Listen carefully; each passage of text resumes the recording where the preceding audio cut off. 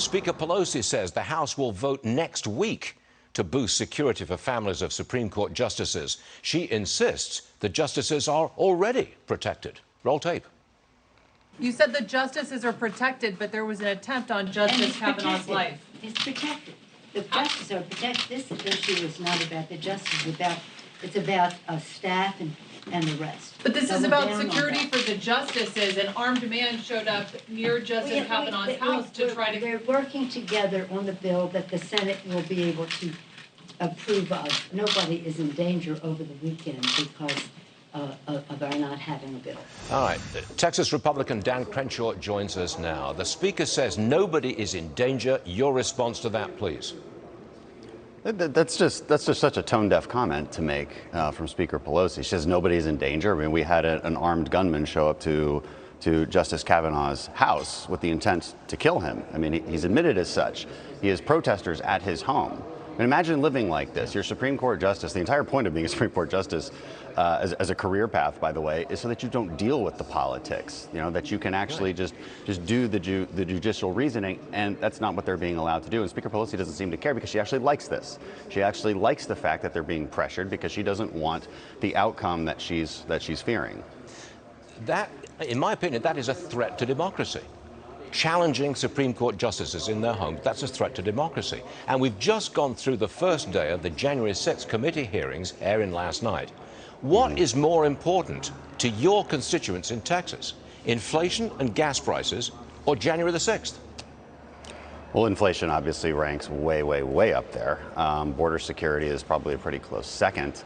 And no, those hearings don't really rank at all. And look, I think my constituents are certainly concerned about their Supreme Court justices as well. And just the idea that she says that she's waiting on the Senate is nonsense. They passed this bill unanimously. This isn't a complicated bill. You just need more funding for security for families. You don't have to figure out how to do security. We know how to do security. You just need to fund it. The fact that we didn't vote on that this week is atrocious. But do you, look, I'm being rather forceful here. The demonstrations outside justices' homes and the attacks on them, that constitutes a threat to democracy. That's perhaps a greater threat to democracy than January the 6th, in my opinion.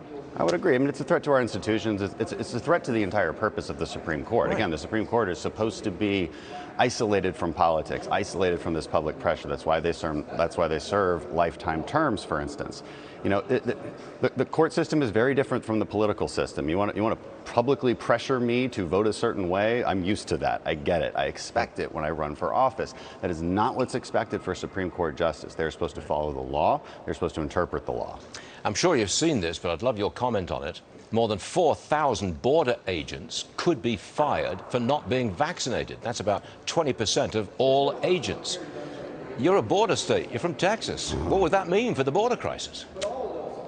That would be enormous for the border crisis, and yet another reason that somebody like Secretary Mayorkas needs to be impeached. I mean, this guy just refuses to do his job, refuses to enforce the law, lies to Congress about what's happening on the border, and this is the first I've heard of it. But if this is also true, then that would also be grounds for impeachment. I mean, there seems to be attempt after attempt to deliberately open up our border and create a lawless state. This is why this ranks so high on issues for voters, because they see it as an injustice on our sovereignty. They see it as an injustice, by the way, for legal immigrants who want to come here the right way.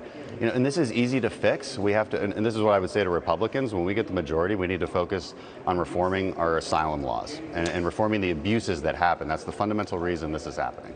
Congressman Dan Crenshaw, Republican from the great state of Texas. Thanks for being here, sir. I hope to see you again soon. Thank you very much.